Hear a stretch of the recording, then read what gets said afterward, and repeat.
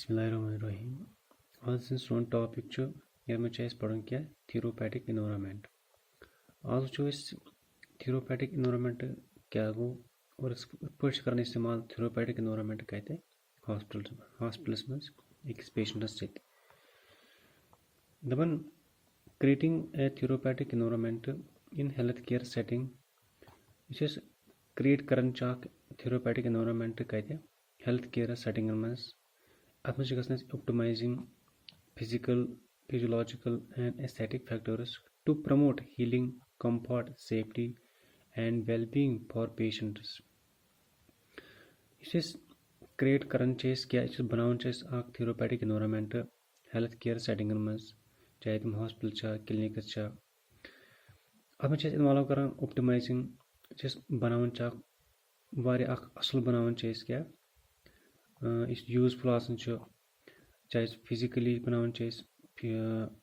Physical physiological या aesthetic factors कह तुम यमो क्या कर प्रमोट कर हीलिंग यम जन पेशेंट सफ़र तमिस मज क्या कर प्रमोट हील तमिस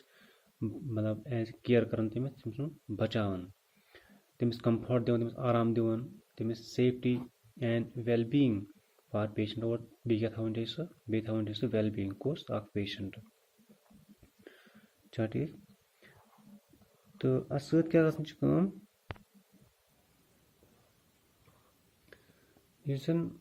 गोनिक फैक्टर सह गो फिजिकल फैक्टर सह गो फिजिकल गोनिक क्या वन गो फिजिकल फैक्टर्स मज गोनिक सह गो लाइटनिंग ठीक। Lighting must adequate lighting is essential for patient comfort, safety, and the performance of clinical tasks. Natural light is preferred whenever possible as it promotes a sense of well-being and helps regulate circadian rhythms. Artificial lighting should be adjustable to meet patient's need and preference with option for dimming during rest ठीक periods। तो दपन ये lighting adjustable lighting जरूरी अकिस patient सद खतर ठीक ताकि तमिस वात आराम सेफ्टी जरूरी और तम सद परफॉर्मेंस ऑफ क्लिनिकल टास्कस ठीक यम जरूरी क्या natural light is preferred whenever possible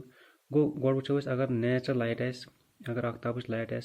patients room अगर पॉसिबल गया ठीक तो सह गो असल क्या तम सह पेशेंट मतलब मिल तमिस राहत as it promotes a sense of well-being and help regulate cardiac rhythm गो तमिस मिल तम क्या सेंस ऑफ वेल-बीइंग गो सह थोड़ा बहुत मतलब कर फील असल और बी क्या मिल तमिस रेगुलेट कार्डियक रिदम जन तमिस मतलब यस हार्ट कथन कार्डियक रिदम गसन रिदम साइकिल सह गस तमिस ठीक। Artificial lighting should be adjustable to meet patients needs अगर artificial lighting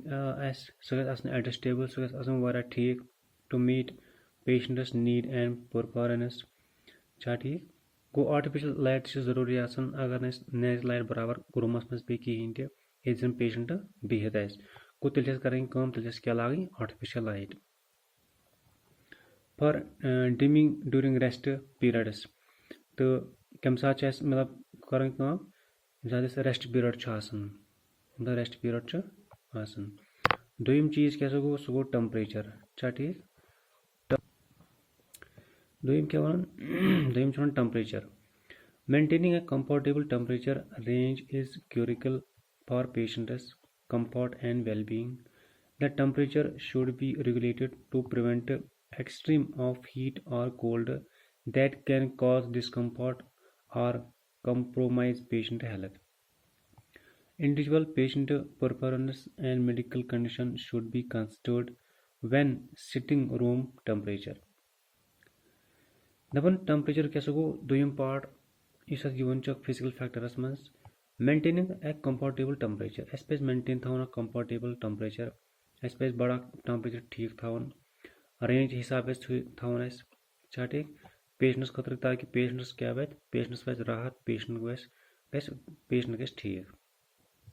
temperature should be regulated to prevent extreme of heat और कोल्ड टेम्परेचर कर यह रेगुलेटर्स मज ठीक ठाक मज थवन न ज़्यादा गर्म न ज़्यादा ठंड कोई कत मज मीडियम कंडीशन मज ताकि पेशेंट्स मज जरूरत और पेशेंट्स वात ज़्यादा मुश्किल कहें that can cause discomfort go patient ग डिस्कम्फर्ट गसन कहें तिक अगर ज़्यादा गर्मी गो तम ग मुश्किल पेशेंट्स अगर ज़्यादा ठंडी रूमस मज गो तत ग पेशेंट्स मुश्किल compromise health patient's health individual patient performance and medical condition should be considered when setting room temperature वो ये सा रूमस मज मेडिकल कंडीशन तन ठीक ठाक मेडिकल मतलब अवेलेबिलिटी तत गो तम रोजन ठीक ठाक इन अगर वनो अगर ज़्यादा टेम्परेचर गो तम ग प्रॉब्लम मेडिसिन मज अगर टेम्परेचर कम गो तत ग प्रॉब्लम क्या मेडिसिन तम हेकन गसित तम आइस हेकन बनित गो अस पे टेम्परेचर थवन मेंटेनस मज अस पे ना ज़्यादा थवन ना कम थवन अस पे थवन तम हिसाब जरूरत यम सत पेशेंट रोज ठीक और सन मेडिसिन तत तम रोजन ठीक ठाक ठीक त्रेयम पॉइंट वो त्रेयम पॉइंट क्या वन क्या सह गई ventilation proper ventilation help maintain air quality and reduce the risk of airborne infection गो वेंटिलेशन तरूरी पे प्रॉपर वेंटिलेशन थवन ताकि थो मेंटेन थो बरकरार क्या एयर क्वालिटी एंड रिड्यूस करो क्या इन जन रिस्क कमिच यम एयरबोर्न इन्फेक्शन गसन इंसान मन with help of air contact सो तुम करो रिड्यूस तुम करो कम तो adequate air flow and ventilation system are necessary to remove pollutants गो अस पे बरकरार थवन एयर फ्लो वेंटिलेशन ताकि यह जरूरी क्या जरूरी ताकि करो रिमूव करो क्या पोल्यूशन गसन तत पोल्यूटेंट्स तत कत मज पेशेंट रूम तत अस पे रिमूव कर pollutants odours and pathogens from the environment अच्छा ठीक गो चाहे ऑडर्स चाहे पैथोजेन्स चाहे पोल्यूटेंट्स करो remove with help of come ventilation ये प्रॉपर वेंटिलेशन थो ठीक ठाक ये एयर क्वालिटी यवन नेरन ठीक ठाक गो हेको पन पान बचत बाकी हेको बचत कमो नश पैथोजन हेको बचत room should be well ventilated with fresh air circulation and proper filtration system in place room गसन शुड बी वेल वेंटिलेटेड तुम गसन ठीक ठाक तुम वेंटिलेशन ठीक ठाक विद फ्रेश एयर सर्कुलेशन तम स्पेस यपर मतलब फ्रेश एयर यी और बाकी प्लूड एयर नेर नेबर अच्छा ठीक एम प्रॉपर फिल्ट्रेशन सिस्टम और बे क्या फिल्ट्रेशन सिस्टम तरूरी कत पेशेंट रूम अच्छा ठीक गो यह क्या त्रेयम पॉइंट नाव वेंटिलेशन वेंटिलेशन पत् क्या चूरम पॉइंट नाव दिवन ह्यूमिडिटी मज maintaining optimal humidity level is important for patient गो अस पे थवन ह्यूमिडिटी बरकरार अस पे लेवल थवन बरकरार क्या यह जरूरी अकिस पेशेंट खतर irritation while high humidity can promote mould growth and discomfort अगर हसा ज़्यादा क्या अगर हाई ह्यूमिडिटी उस करम प्रमोट क्या मोल्ड ग्रोथ एंड डिस्कम्फर्ट तम क्या गसन मुश्किल ना कि तम वातान आराम अकिस पेशेंटस humidity level should be controlled within recommended ranges गो ह्यूमिडिटी लेवल पे कर कंट्रोल क्या रिकमेंड रेंजेस पन पन रेंज पे थवन बरकरार ताकि सोन इन्वायरमेंट पेशेंटन हूँ सह गस रोजन ठीक ठाक to ensure patient comfort and prevent respiratory problems ताकि सोन पेशेंट यस सह रोज ठीक और सह सह बचे कमो नश प्रिवेंट रेस्पिरेटरी प्रॉब्लम नश रेस्पिरेटरी प्रॉब्लम गसान छा ठीक तमो नश रोज सह ठीक तमो नश बच सह क्या थो ह्यूमिडिटी थो बरकरार ह्यूमिडिटी बचाओ न ज़्यादा कम न गई ज़्यादा आसनी छा ठीक दरमियान गई आसनी। पूंजम पॉइंट क्या वन पूंजम पॉइंट वन noise excessive noise level can disrupt sleep, increase stress, interference with communication and concentration. Hospitals should implement measures to minimize noise pollution such as soundproofing material, quiet zones, and noise reducing technologies. Staff should be mindful of noise level and take steps to reduce unnecessary noise in patient care areas. Point number 5 क्या वनस दपन noise physical factor दपन यह गो सो अगर सा excessive noise level can disrupt sleep अगर patients room अगर तत ज़्यादा मतलब शोर वथ नॉइज वथ ज़्यादा शोर वथ छा ठीक गो तम सत गस डिसरप्ट दैट मीन्स कि तम सत कर इंसान या पेशेंट हेक बराबर ठीक ठाक आराम कर कहें ते इनक्रीज स्ट्रेस गो अमिस बड़ stress interference with communication and concentration छा ठीक गो यम चीज गसन क्या गस noise. Hospital should implement measures to minimize noise pollution. गो हॉस्पिटल यन तिमन पज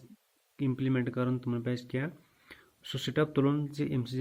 कम गस क्या गस इस नॉइज पोल्यूशन गसन सह गस आसन कम सह गस कम गसन सच एज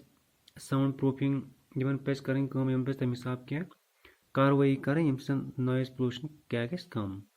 सच एज वो साउंड प्रूफिंग मटीरियल मतलब साउंड प्रूफिंग ग्लास लागन तम लागन या मटीरियल लागन तथ रूमस यम शोर अंदर कहें mindful of noise level and take steps हाँ या क्वाइट जोन या बनावन सह जोन यप मतलब खास पब्लिकस डील थवन कहें ते नॉइज रिड्यूसिंग टेक्नोलॉजी या नॉइज टेक्नोलॉजी कर इस्तेमाल क्या गस शोर गस कम स्टाफ शुड बी माइंडफुल को स्टाफस सह गस क्या mindful to of noise level and take steps to reduce unnecessary noise in patient care areas गो स्टाफस यह जिम्मेदारी तिमन पजन तम चीज करें तम काम करें अननेसेसरी आसन यम जरूरी आसन कहें ते यम अकिस पेशेंटस वातान मुश्किलात तम चीज पजन करें तमन पजन दूर रोजन छा ठीक। पॉइंट नंबर 6 क्या वन सह गो पेस्ट कंट्रोल छा ठीक यह ब्या factors paste infectious pose health risks and can compromise. Pest control pest infection pose health risks and can compromise patient safety and comfort. गो इस पेस्ट कंट्रोल ब्या फैक्टर क्या कर मतलब सेफ्टी एंड कम्फर्ट रिस्क मतलब रिस्क हेकान गसित अकिस पेशेंटस पेस्ट कंट्रोल छा ठीक hospital should have effective pest control गो हॉस्पिटल क्या effective pest control measures in place to prevent infectious of insects गो पेशेंटस पे मेजर करें तम चीज यमो इन्फेक्शन बचाओ कमो इन्फेक्शन ये गसन कमो पेस्ट तम क्या बचावन लाइक तमन मज रोडेंट्स या अदर्स पेस्ट्स बाकी पेस्ट्स तो रेगुलर इंस्पेक्शन पे करें पे दोह कर इंस्पेक्शन सैनिटाइजेशन पे सैनिटेशन प्रैक्टिस पे करें पे सैनिटाइजर यूज कर तमाम वाल छा ठीक तपर बेंच पेस्ट मैनेजमेंट यम पे करें प्रोटोकॉल हेल्प मिनिमाइज पे प्रोटोकॉल थवन बरकरार the risk of pest related hazards गो यम पेस्ट रिलेट कत हजार्ड्स नुकसान वातान तमन पे क्या कर प्रोटोकॉल सो दैट रिस्क गस कम यम हस्पताल मज पेशेंट तम हसा बचन यमो नश और सत विजिटर्स तम ते छ बचावन यमन नश गो यह आसान कहज कम इस स्टॉपच कम आसान गो क्या ठीक गो स्टॉप तो बच पेशेंट तो बच एंड अदर्स विजिटर्स तम तो बचन यमो इन्फेक्शन गसन नश क्या ठीक तो यह सोन टॉपिक इस नाव थेरोपैटिक एनवायरनमेंट।